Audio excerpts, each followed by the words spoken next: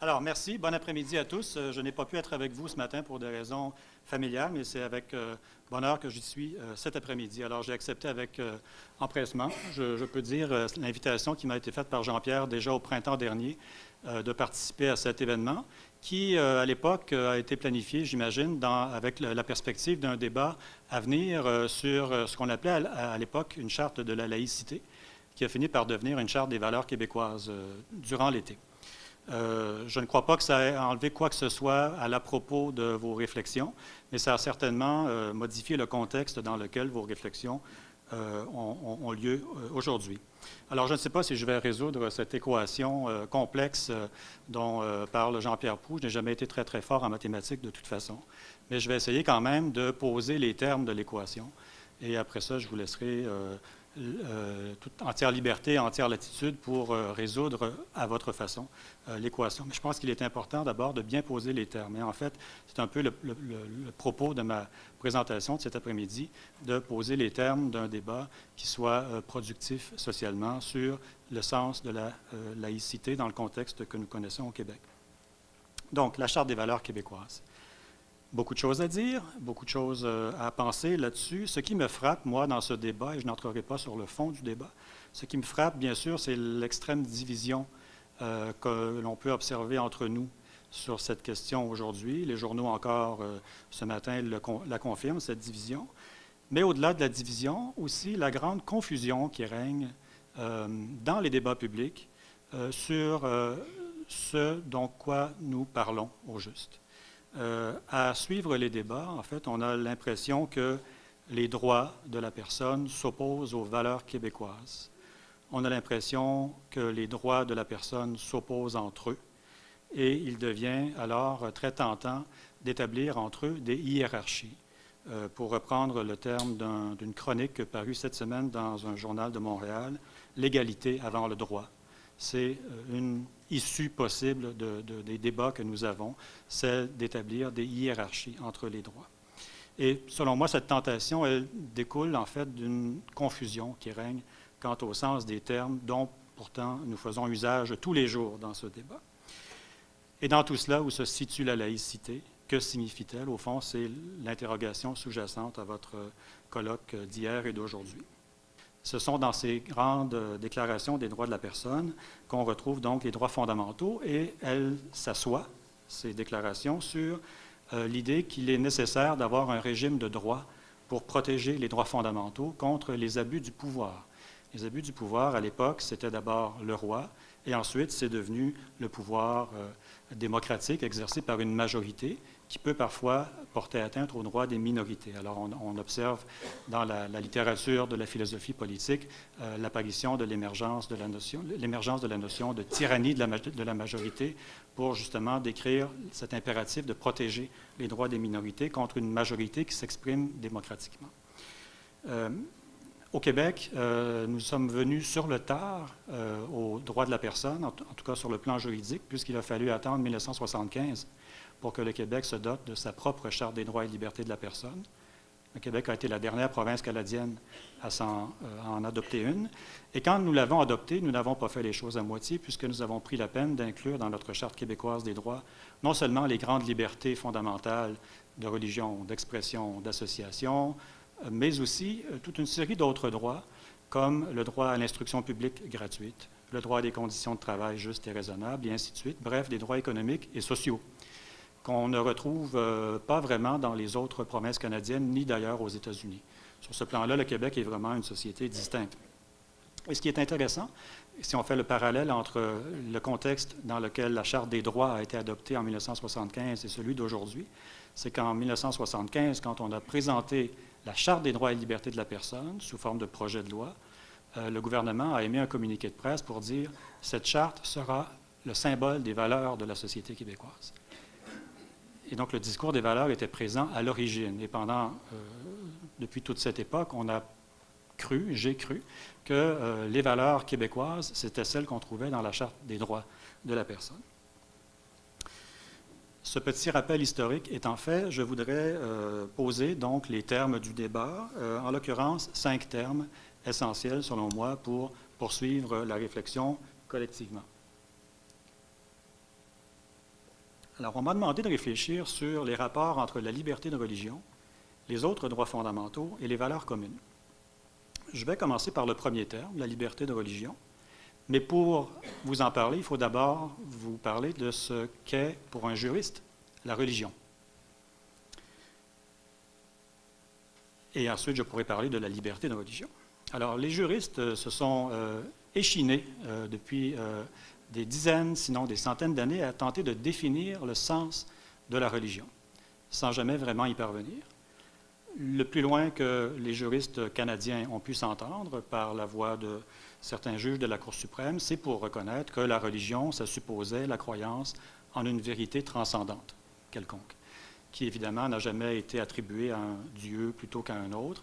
On a voulu définir la religion de cette façon un peu générique, qui permet de couvrir l'ensemble des croyances religieuses possibles, de façon très large d'ailleurs, puisqu'on considère que les croyances autochtones, par exemple, les croyances animistes relèvent également de la notion de religion qui est protégée par les chartes des droits. Au-delà de ça, on n'est jamais allé plus loin, en tout cas devant les tribunaux canadiens. On a plutôt cherché à se demander s'il fallait donner un sens objectif à la religion ou un sens subjectif. Je m'explique. Il est arrivé des situations où les tribunaux ont dû se prononcer sur une revendication déposée par quelqu'un fondée sur sa liberté de religion, alors que la conception que cette personne avait de sa propre religion allait à l'encontre de la conception mise de l'avant par une autorité religieuse quelconque. Et un exemple de ce genre de situation s'est produit il y a une quinzaine d'années à peu près, ici même à Montréal, à l'époque où le grand magasin Eaton existait encore. Une vendeuse de chez Eaton, Mme Smart, pour ne pas la nommer, parce que tous ces dossiers-là sont publics, avait été rétrogradée à un statut d'employé à temps partiel parce qu'elle ne voulait pas travailler le samedi pour des motifs religieux. Elle était une catholique pratiquante et elle disait qu'elle était fermement convaincue qu'elle n'avait pas à travailler le samedi. Voilà, vous me voyez venir. Devant la Commission des droits de la personne et devant le tribunal par la suite, on avait fait témoigner un curé qui était venu dire que, selon lui, l'Église considérait qu'aujourd'hui, les catholiques n'étaient plus tenus de rester chez eux le samedi. Et malgré tout, le tribunal a donné raison à Mme Smart au nom de cette façon subjective de voir la notion même de religion. Le tribunal a dit c'est la croyance personnelle de Mme Smart qui compte, quoi qu'en dise l'autorité religieuse de laquelle elle se réclame, c'est sa croyance personnelle qui doit primer. Et on a revu le même raisonnement dans une autre affaire beaucoup plus connue, celle-là qui a été jugée par la Cour suprême du Canada, quelques années plus tard, où 4 Juifs copropriétaires au sanctuaire du Mont-Royal, tout près d'ici, tenaient absolument à construire une soukha sur leur balcon personnel, alors qu'un rabbin était venu témoigner que, selon lui, l'esprit du judaïsme voulait qu'une soukha collective aménagée dans le jardin de l'immeuble soit suffisante. Et même raisonnement, les tribunaux ont donné raison aux 4 plaignants individuels en leur donnant, au fond, le bénéfice du doute. Le critère n'était pas l'autorité objective d'une religion, ou enfin l'autorité d'une religion, mais bien la croyance subjective de cette personne. Tout cela pour vous dire qu'au Canada, c'est une conception subjective de la religion qui prévaut et qui est protégée par les chartes des droits. La liberté de religion maintenant.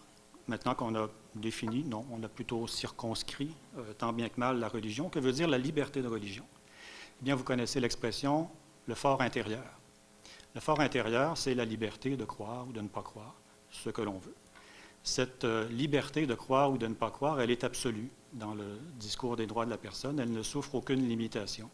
Elle ne peut jamais être circonscrite par l'État, quelle que soit la raison. C'est une liberté absolue, que celle du fort intérieur. Par contre, le fort extérieur, si je puis dire, donc la liberté de manifester ses croyances, elle est reconnue, mais elle est limitable.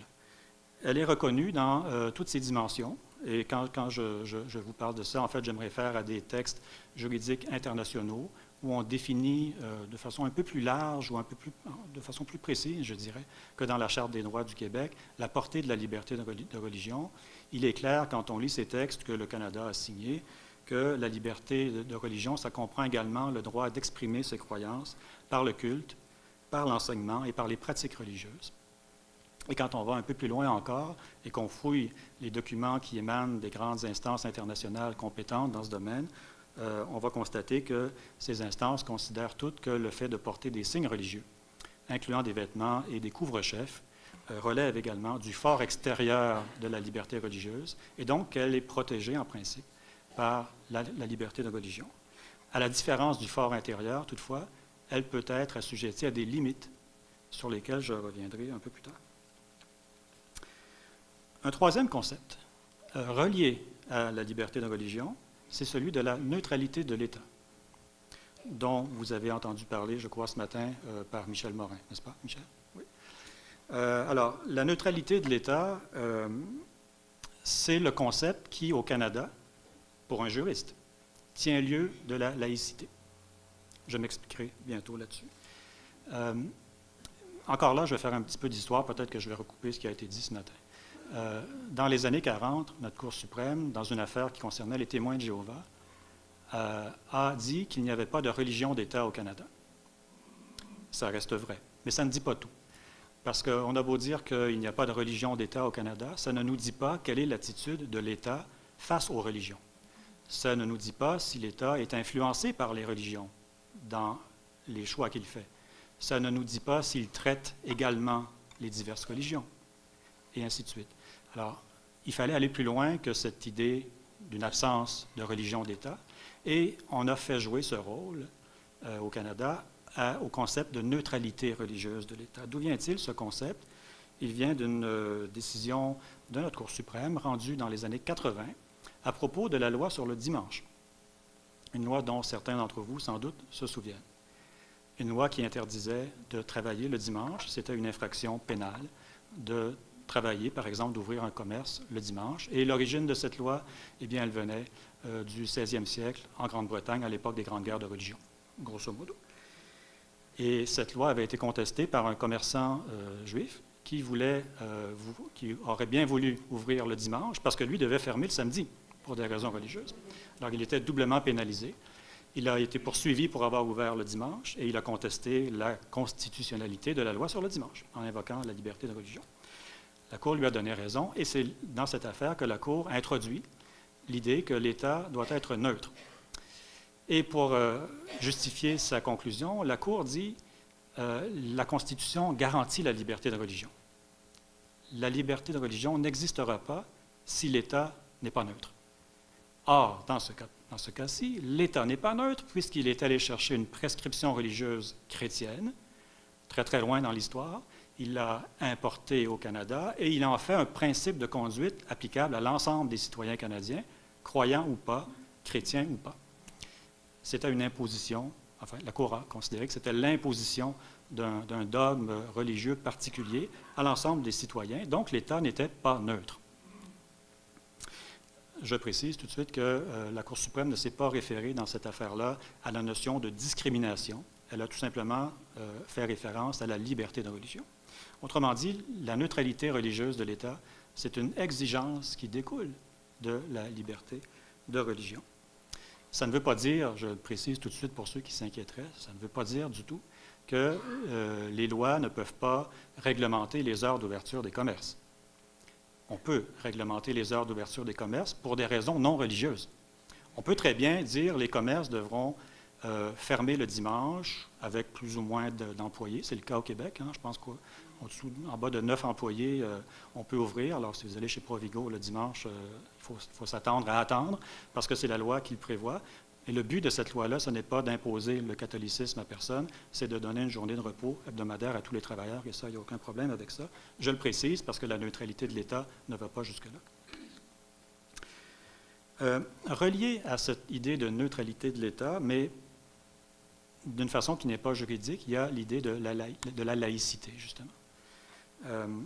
La laïcité est invoquée dans les débats actuels, mais il s'agit d'une laïcité que des auteurs ont appelée une laïcité narrative, c'est-à-dire qu'elle relève de ce qu'on appelle le discours social, le discours national, les mythes nationaux, l'idée qu'une société se fait d'elle-même, Et je pense que tout le monde va être d'accord pour dire que le Québec se conçoit comme une société laïque depuis les années 60. C'est une laïcité narrative, alors que la laïcité juridique, ce serait celle qu'on retrouverait dans les lois. Eh bien, dans les lois, il n'y a pas de notion de laïcité au Canada. Il y a la neutralité religieuse de l'État. Si on adopte cette charte des valeurs québécoises, on aura peut-être la notion de laïcité dans nos lois, mais nous n'en sommes pas là encore. Donc, je pense qu'il est important de distinguer cette laïcité narrative de la laïcité juridique, qui, pour le moment, ici, au Canada et au Québec, est encore une vue de l'esprit, bien que socialement, ce soit une réalité qui est très présente et qui influence beaucoup nos débats.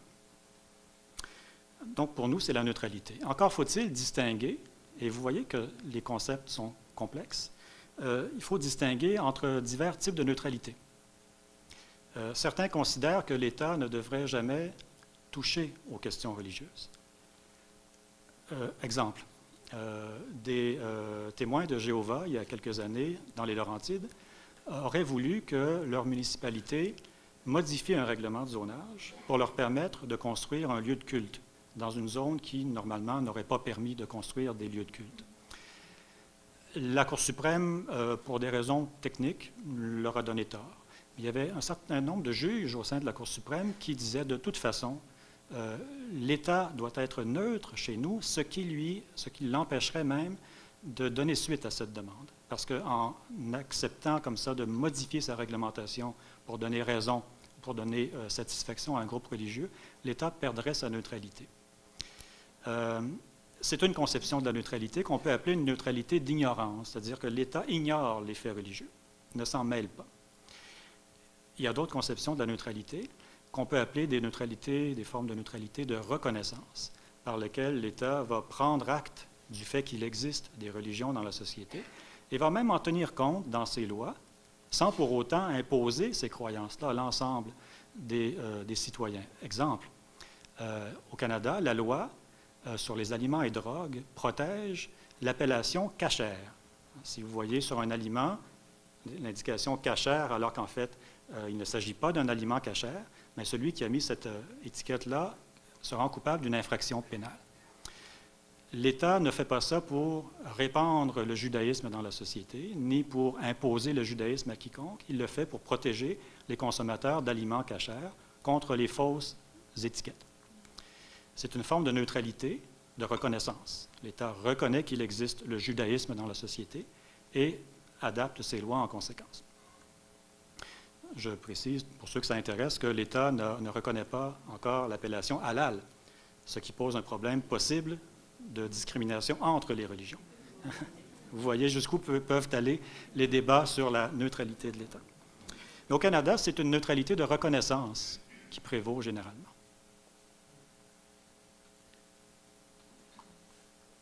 Quatrième concept. Et là, j'entre dans les autres droits fondamentaux.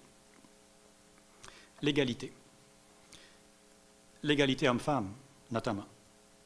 L'égalité homme-femme, nous la retrouvons dans notre Charte des droits à 3 endroits. D'abord dans le préambule, où on énonce que l'égalité homme-femme est je cite, un fondement de la justice, de la liberté et de la paix. Deuxièmement, dans l'article 10, qui interdit la discrimination, basée sur 14 motifs de discrimination, dont la race, dont la couleur, dont le handicap, dont la religion et dont le sexe. Et on la retrouve, l'égalité homme-femme, dans une autre disposition plus loin, sous forme de disposition interprétative, où on énonce que tous les droits et libertés de la personne sont garantis également aux hommes et aux femmes. 3 mentions de l'égalité entre les hommes et les femmes, mais à l'intérieur d'une charte qui reconnaît 14 motifs de discrimination et qui les met tous sur le même pied. Et la religion en fait partie également. Le droit à l'égalité de façon plus large, maintenant, non limité à l'égalité homme-femme, on a dit que c'était la pierre angulaire de la Charte des droits. C'est un des principes fondamentaux des droits de la personne, avec l'égalité, la dignité humaine, la solidarité. Il y a le droit à l'égalité ici aussi, qui est un des principes de base des Chartes des droits.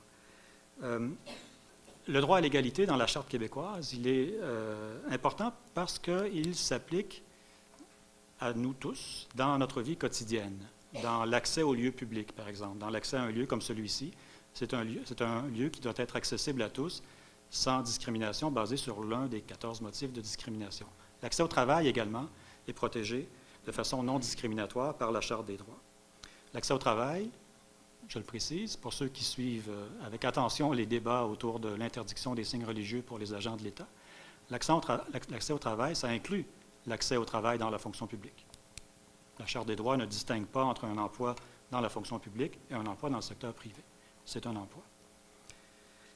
Et c'est dans ce cadre du droit à l'égalité qu'est apparu, un peu plus tard dans l'histoire de notre droit des droits de la personne au Canada, la fameuse notion d'accommodement raisonnable.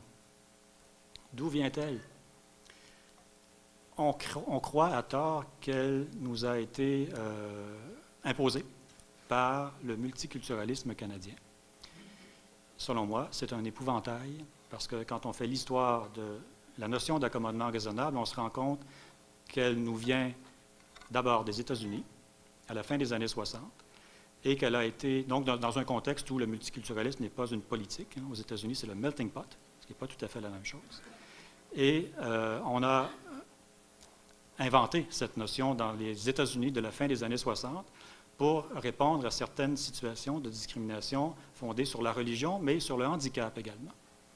Et c'est dans les années 80 qu'au Canada, on a repris cette notion pour en faire une partie du droit canadien et québécois. Donc, c'est venu des États-Unis, de nos voisins américains, dans un contexte qui était indépendant du multiculturalisme canadien. Et les premières causes canadiennes qui ont jugé les affaires d'accommodement raisonnable se basaient, je le précise, sur le droit en vigueur au Canada dans les années 70, avant la Charte canadienne des droits et libertés, avant la consécration du principe du multiculturalisme dans la Constitution canadienne. Alors aujourd'hui, on a l'impression que c'est à cause du multiculturalisme canadien que nous avons les accommodements raisonnables. Ça ne tient pas la route, ni historiquement, ni juridiquement. Oui, ça coïncide, souvent, mais ça coïncide aussi avec l'interculturalisme québécois. Ce sont des coïncidences. Alors, l'accommodement raisonnable applicable à tous les motifs de discrimination, incluant la religion, bien sûr, mais incluant aussi le sexe, incluant la grossesse. Les femmes enceintes ont pu obtenir des accommodements raisonnables à cause de leur situation de grossesse, parce que c'est une conséquence du droit à l'égalité, justement. Et donc, il faut faire attention de ne pas isoler l'accommodement raisonnable, d'en faire un concept qu'on applique uniquement à la discrimination religieuse. En fait, nous sommes tous, tôt ou tard, susceptibles de profiter d'une mesure d'accommodement raisonnable, parce que tôt ou tard, on risque d'être vieux, on risque d'être handicapé, et nous avons tous un état civil, une race, et nous avons tous des motifs de discrimination parmi nous. La limite de l'accommodement raisonnable, c'est quand il devient déraisonnable, et c'est ce qu'on appelle dans le jargon des juristes la contrainte excessive. C'est donc là où l'accommodement devient inacceptable. Qu'est-ce qu'une contrainte excessive? C'est une contrainte qui, 1, coûte trop cher, 2, empêche le bon fonctionnement d'une institution, 3, porte atteinte aux droits des autres. Et en disant ça, je bascule vers mon deuxième point, l'articulation de la liberté de religion avec les autres droits fondamentaux.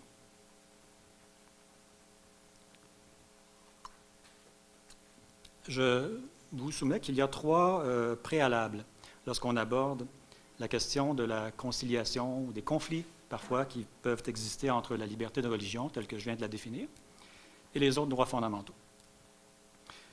Le premier principe, c'est celui de l'interdépendance des droits. Les droits sont interdépendants. Un exemple concret. Nos chartes des droits reconnaissent toutes le droit à la dignité humaine. Dans le cas de la Charte québécoise, c'est l'article 4, je crois. Toute personne a droit au respect de sa dignité. Peut-on envisager aujourd'hui, dans le Québec moderne, un droit à la dignité qui s'accompagnerait de conditions de travail déraisonnables, portant atteinte à la vie, à la santé, à la sécurité d'une personne? Peut-on envisager un droit à la dignité pour une personne qui n'aurait pas de logement, qui n'auraient pas accès à l'éducation? Évidemment, non. C'est que le droit à la dignité est interdépendant, il est dépendant d'autres droits reconnus ailleurs dans la Charte des droits, en l'occurrence le droit à des conditions de travail justes et suffisantes, le droit au logement, le droit à l'instruction publique gratuite, et je pourrais poursuivre la liste. Une illustration de l'interdépendance des droits. Le droit à l'instruction publique gratuite pour une jeune fille de 14 ans peut-il s'exercer concrètement si on lui refuse l'accès à une école publique parce qu'elle porte un signe religieux? Ici, l'interdépendance est entre ce droit à l'instruction publique gratuite et une liberté fondamentale qu'on appelle la liberté de religion. On ne peut pas séparer les deux. En fait, les droits fondamentaux sont un édifice, pour reprendre un vocabulaire de circonstance dans ces lieux, c'est un peu comme les pierres d'un temple. Et quand on touche à une pierre, on met en péril l'ensemble de l'édifice. C'est ce qu'on entend par l'interdépendance des droits. Et je trouve qu'il est important de garder à l'esprit ce principe lorsqu'on prétend vouloir établir des hiérarchies entre les droits. J'y reviendrai là-dessus tout à l'heure. Interdépendance. Deuxième notion fondamentale, c'est un terme que je n'aime pas du tout parce qu'il n'est pas très joli et c'est probablement un anglicisme, mais allons-y quand même. L'intersectionnalité. Intersectionality. En bon français, on dirait probablement la confluence. Confluence de quoi? Confluence de motifs de discrimination interdits dans une même personne. Une femme portant un signe religieux, hijab par exemple, est à la fois une femme et une croyante.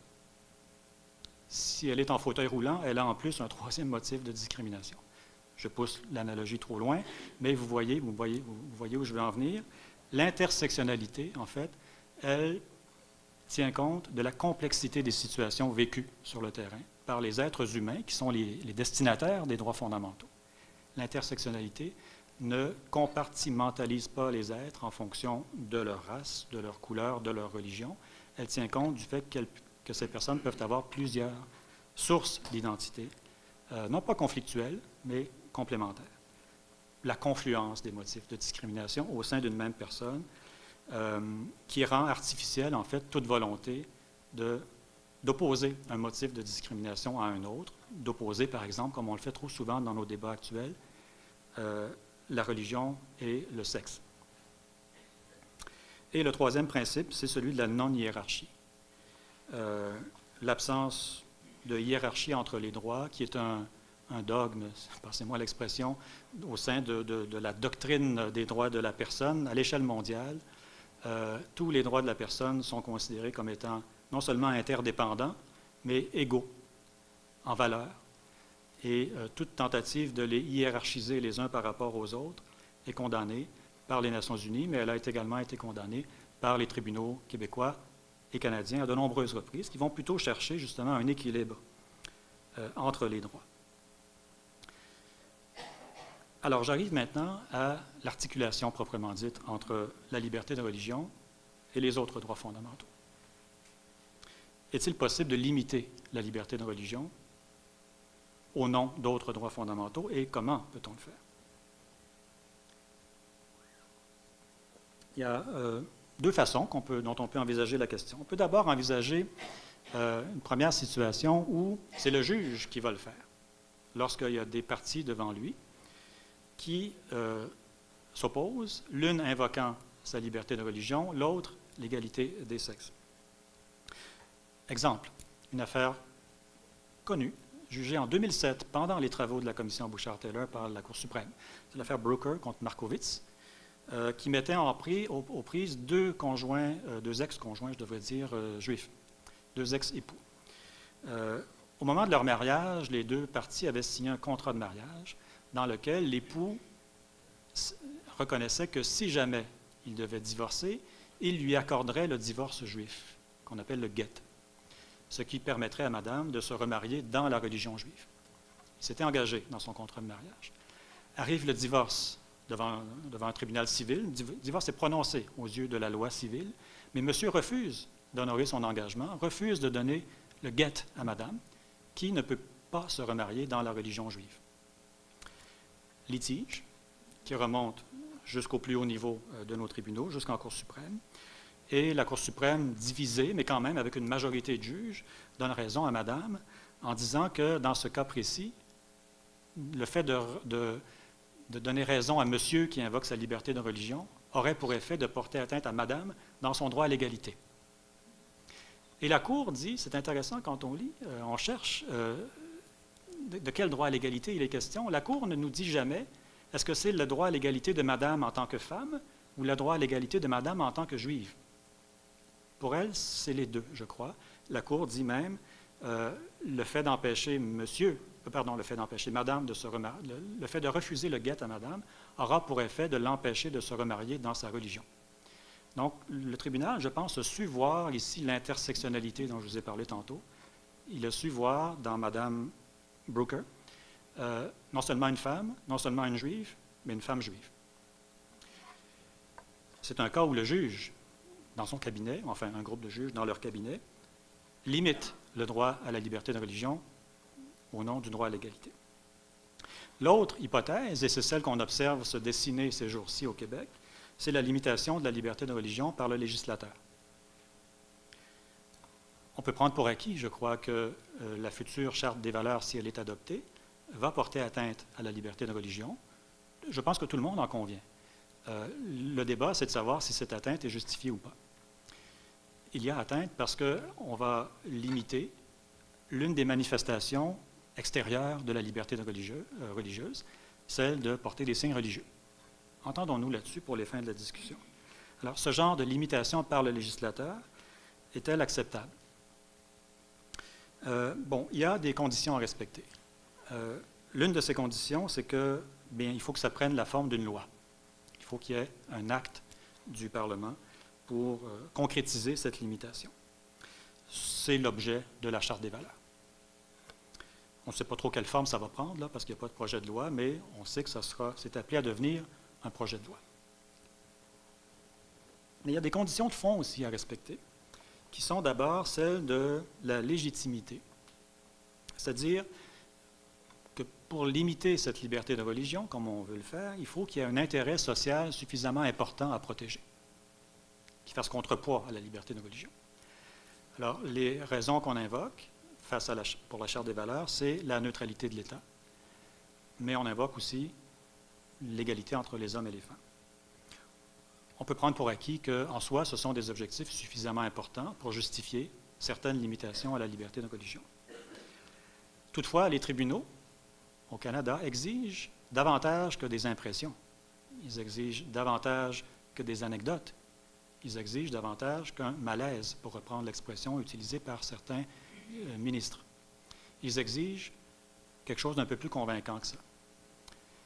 Par exemple, quand les tribunaux ont accepté que la loi 101 portait atteinte d'une manière légitime à la liberté d'expression, ils ont considéré le fait que, pendant 10 années ou à peu près, des études scientifiques sérieuses commandées par l'État avaient conclu que la langue française était en danger au Québec. Demandez-vous s'il existe une telle chose face à la Charte des valeurs qui est proposée à l'heure actuelle par le gouvernement québécois. Il faut un minimum de nécessité qui soit démontré par davantage que des impressions. C'est ce que j'appelle la légitimité. Au-delà de la légitimité, il y a la proportionnalité. C'est l'idée qu'une limite à la liberté de religion, ou à n'importe quelle autre liberté en passant, ne doivent pas aller au-delà de ce qui est nécessaire pour atteindre l'objectif qu'on poursuit. Prenons pour acquis que l'objectif ici, c'est la neutralité de l'État. Est-ce qu'il est nécessaire d'interdire à l'ensemble des fonctionnaires québécois, définis très, très largement, soit dit en passant, est-ce qu'il est nécessaire d'interdire à tout ce beau monde de porter des signes religieux? Ici encore, si on fait le parallèle avec les limitations qu'on a apportées à la liberté d'expression politique des fonctionnaires, on se rend compte que les tribunaux exigent qu'on tienne compte de la nature des fonctions exercées par tel ou tel fonctionnaire. Pour reprendre les mots de la Cour suprême du Canada, on ne peut pas exiger la même neutralité d'un sous-ministre que d'un employé de cafétéria, à cause de la nature de ses fonctions, de la nature de ses contacts avec le travail. C'est une exigence de proportionnalité qu'il faudra respecter. Il y a une autre exigence qui est la non-discrimination. On ne peut pas imposer des limitations uniquement à certains groupes religieux Et c'est pour ça qu'on doit recourir à tout le discours de la neutralité de l'État. C'est pour ça qu'on doit dire les signes ostentatoires et non pas le hijab, parce que si on visait le hijab, on serait dans la discrimination, alors on y va dans des termes neutres, des signes ostentatoires, qu'il restera évidemment à définir et à interpréter.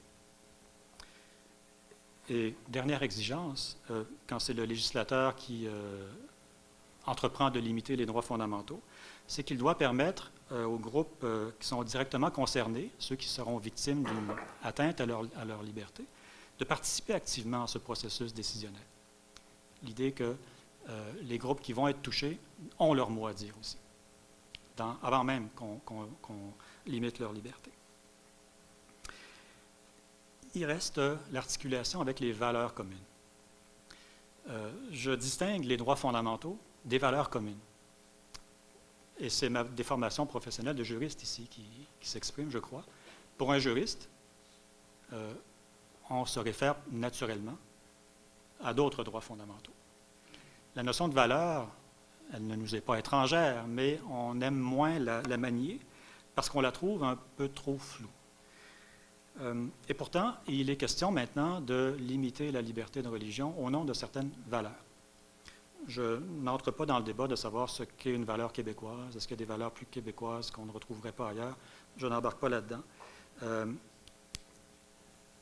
Que veut-on dire lorsqu'on veut limiter la liberté de religion au nom de certaines valeurs, sachant que déjà les droits nous permettent de les limiter, les droits des autres? Donc, on veut aller plus loin si on parle de valeurs.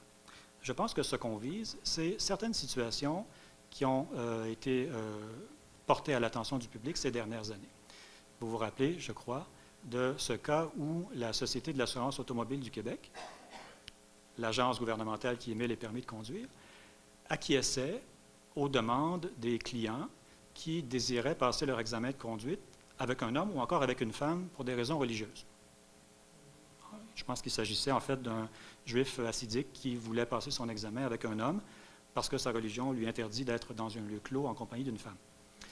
Et la SAQ avait pour politique d'acquiescer à ce genre de demande si un homme était disponible au moment où le client se présentait. S'il n'y avait pas d'homme, on lui demandait d'attendre qu'un homme se libère. Notre commission des droits de la personne s'est penchée là-dessus et elle a conclu qu'il n'y avait pas d'atteinte à la Charte des droits ici parce qu'aucune travailleuse n'était brimée par cette pratique. Toutes les travailleuses de la SAQ continuaient d'avoir des clients à servir. Et en fait, elles ne savaient même pas qu'en arrière, un client avait demandé d'être servi par un homme et qu'on lui avait donné raison. Elle n'était même pas consciente de ce qui arrivait. Et la commission a dit, ces femmes ne sont pas victimes d'une atteinte à leurs droits, donc nous fermons le dossier. Techniquement, irréprochable, très mal reçu socialement, parce que portant atteinte au principe de l'égalité des sexes ou à la valeur d'égalité des sexes. Et je pense que c'est ce qu'on vise ici. Lorsqu'on dit un accommodement devra d'abord respecter le principe de l'égalité des sexes, je pense que c'est ce qu'on vise ici. Je veux bien, même si, comme je vous dis, les juristes répugnent à utiliser ce genre de concept un peu flou. Alors, acceptons pour les fins de la discussion qu'on puisse limiter la liberté de religion au nom, non pas des droits des autres, mais de certaines valeurs. Il va rester la difficulté de définir et d'interpréter ces valeurs, même lorsqu'il s'agit de la valeur d'égalité des sexes. Le gestionnaire qui va voir arriver une employée portant un hijab devra déterminer si ce hijab est contraire au principe de l'égalité des sexes. Et on sait bien que dans la société, il y a des visions différentes de ce vêtement, que les musulmans entre eux ne s'entendent pas nécessairement sur son sens. Bref, comment ce gestionnaire de bonne foi, bien intentionné, pourra-t-il exercer un choix alors qu'un autre gestionnaire à côté dans une autre entreprise peut-être pourra juger que pour lui, le hijab n'est pas contraire au principe de l'égalité des sexes. C'est le danger de vouloir légiférer en fonction de valeurs, de principes vagues, mais qui ne vont pas se concrétiser dans des atteintes à des droits. Je suis sceptique. Ce n'est pas que je sois contre, et je comprends très bien l'émoi auquel la décision de la Commission des droits de la personne a donné lieu dans la société, Mais je ne sais pas si c'est très sage que le droit se mêle de ce genre de questions. Parce qu'une fois qu'on entre là-dedans, on entre dans des jugements de valeur. Quelqu'un un jour pourra demander qu'on brime, qu'on contrôle le port d'autres symboles au motif qu'ils portent atteinte à l'égalité des sexes. Et je pense qu'on s'en va sur une pente glissante. Mais je conçois qu'on puisse en discuter entre nous. Alors, je vais conclure sur deux points. D'abord, sur les semaines qui s'annoncent. On sait que dans les prochaines semaines, les prochains mois, le gouvernement a annoncé une consultation sur la Charte des valeurs québécoises. Pour le moment, la consultation prend la forme d'un site Internet. Je ne suis pas certain que ce soit la meilleure façon de consulter la population d'une manière qui soit raisonnée. Oui, il y a une proposition gouvernementale sur la table, mais il n'y a pas la contrepartie. La contrepartie n'est pas affichée comme étant susceptible de consultation, elle aussi. Je ne suis pas certain que les bases intellectuelles du débat aient été bien posées. J'ai essayé de le faire, peut-être que j'ai fait fausse route moi aussi, mais j'ai essayé de le faire cet après-midi en définissant les termes du débat. Bref, le débat n'est peut-être pas très bien parti. Il va falloir qu'il soit donc mieux raisonné, mieux organisé et qu'il donne la chance à toutes les personnes concernées, au premier chef, celles dont les droits vont être limités éventuellement, d'y participer. Ça, c'est pour le processus des prochaines semaines, des prochains mois. Et si je reviens à votre sujet premier, la laïcité, pour moi, il est essentiel de revenir justement à l'essentiel, de revenir à la raison d'être de la laïcité, à savoir, ou la neutralité de l'État, hein, entendons-nous, là, pour moi, je les utilise de façon un peu interchangeable jusqu'à preuve du contraire. Pour moi, il faut bien garder à l'esprit que cette neutralité de l'État ou cette laïcité narrative, peut-être un jour juridique, elle reste avant tout une conséquence de la liberté de religion et qu'elle n'est pas une valeur en soi, justement. Je vous remercie.